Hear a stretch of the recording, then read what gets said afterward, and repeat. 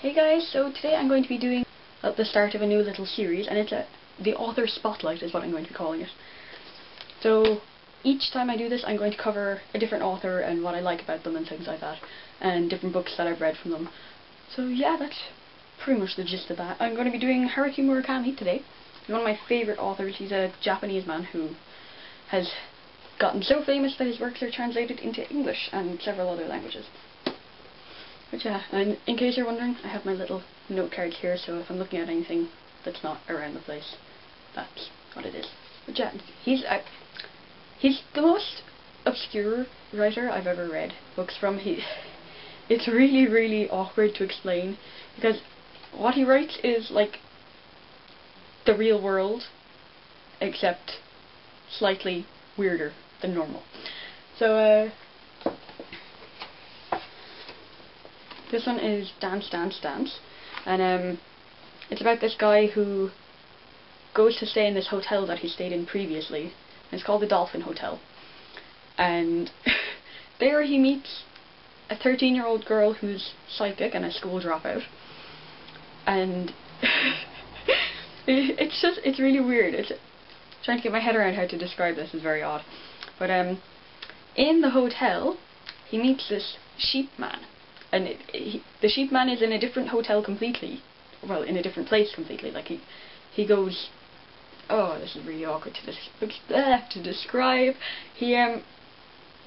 Like the hotel had been refurbished and changed completely from when it was the first time he went there. But somehow or other he ended up back into what seems to be the old hotel down one corridor. And it's all dark and damp and everything, and at the end of the corridor there's a door, and in the door is a sheep man, which is a man who dresses like a sheep, which is weird enough to begin with. He's always lived in that room. He doesn't leave that room, from what I can tell, and he knows all of the history of all the sheep, which is really, really weird. And all of his words are like joined together, so like all of his sentence will be one word. It's really awkward to read, I have to say that part, but oh, it's just really weird, and there's murder scenes, and there's this old school friend who, he's an actor now, and he's kind of an awful actor, but he's very good looking, so they put him in all like the doctor's roles and stuff. It's just really, really weird. It's really good though, I liked it, I really enjoyed it.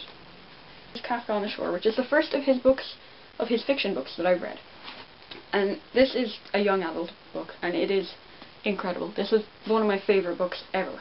Like, in the history of all the books I've read, this is one of my favourites. It is the weirdest thing ever.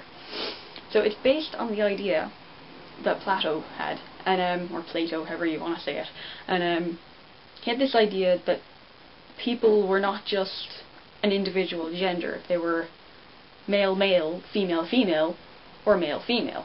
So it was like a double gender. And somewhere along the line everybody got split in half. And then you kind of spend your entire life searching for the other half of yourself. So this is based on two guys. One who is like in his 60s or 70s, and he's a weird, he's slightly mentally challenged, and he can talk to cats, which makes things a little bit interesting. And then the other is a 15-year-old boy who runs away from home because his father's all depressive and, you know, that kind of way. And somehow or other, like, they all seem to be, the two characters seem to be working towards ending up in the same space, which is a bit in the same town kind of way, which is a little bit odd. But there's very odd scenes along the way, like the guy who can talk to cats can also make it rain fish. Yeah, it's a little odd, but he makes it rain fish. And at one point he actually kills a man, and then he wakes up half an hour afterwards outside in a bush. And the blood that he had on him is completely gone, and it's now on the 15-year-old boy who's hundreds of miles away, which is slightly odd, but you know, it's like the connection, kind of making the connection. It's really cool. I like it. I really, really like it.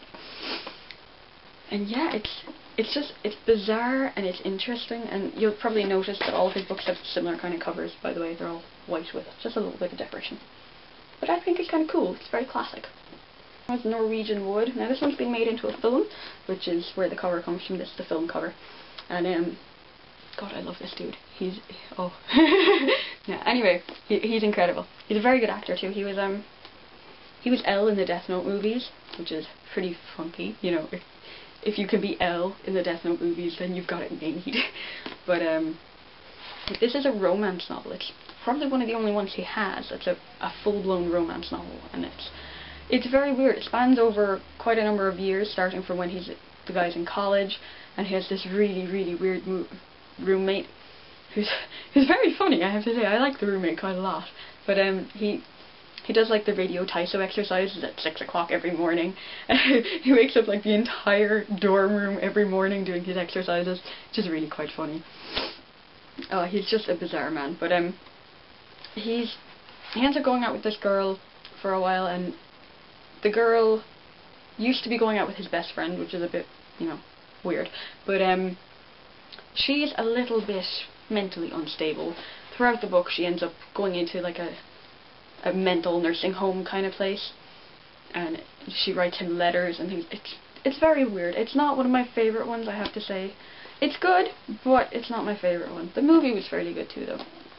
Very realistic sex scene in it. I was quite worried actually when I saw that, but you know, it's good enough, but it's not the most recommended one I would ever have. Next one is Hard-Boiled Wonderland and the End of the World. This is another one of my favourite ones of his. It's really funny. It's got like two different kind of perspectives of the story. So one is where he works as he codes stuff, like he encrypts it. He encrypts it. That's the one.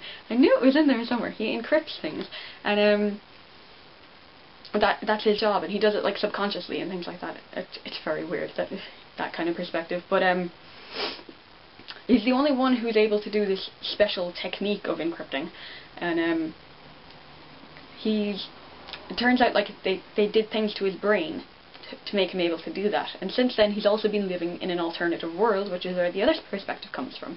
So he's living in his subconscious as well as living in his consciousness, which is very, very weird, because his subconscious is very odd. He goes into this place that has, like, you go in through the gate, and once they ask you, are you sure you want to come in? And if you say yes, they'll chop off your shadow, and your shadow lives in a shed. Which is a bit weird, but your shadow lives in this kind of prison shed kind of place.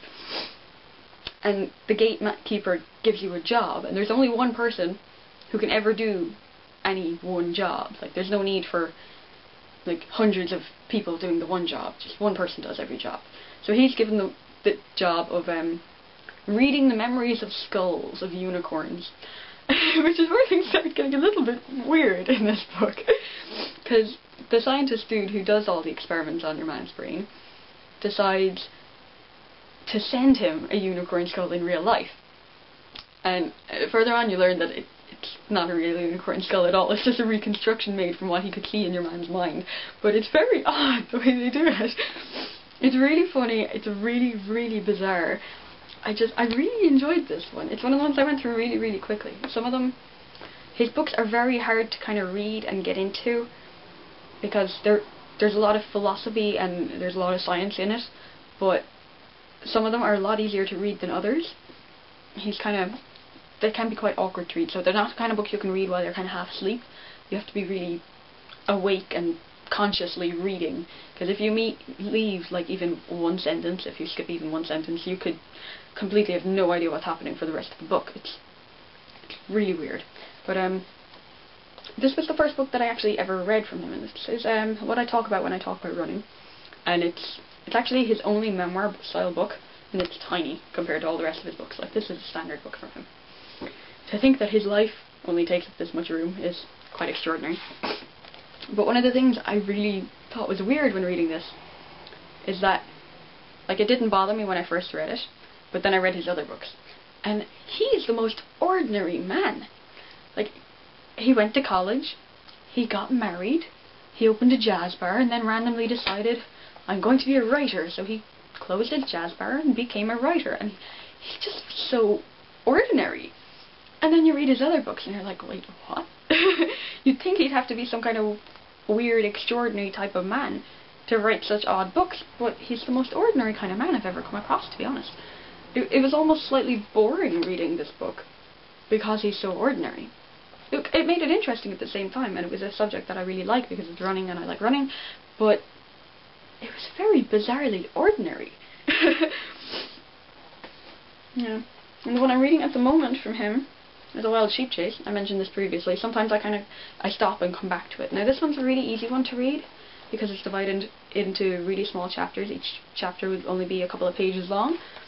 And it's about a guy who goes in search for a mythical sheep because people tell him to and give him money, you know, as you do.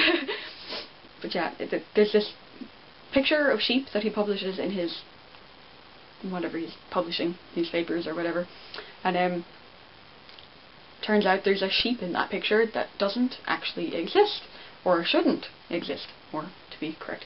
But he's sent in search of the sheep, and it's really weird because he comes across situations where, in dreams, which are fairly realistic dreams, he comes across this cow, and the cow wants to trade him an electrical fan for a pliers. Now, why a cow needs a pliers is slightly unusual. The cow wants the pliers to put on the peach tree, which he traded for the duck fur, and he needs to do it to eat. And you're just like, wait, what? But when you're reading it, he has this unusual talent of being able to make that seem like the most normal thing in the world. Like you're there, oh yeah, the cow needs to eat, so he needs the pliers for the orange tree. You know, that's normal. But then afterwards, you're thinking, wait, no, that's not quite right. So he makes the most extraordinary things seem very ordinary and very normal. It's the most unusual thing I've ever found an author to do.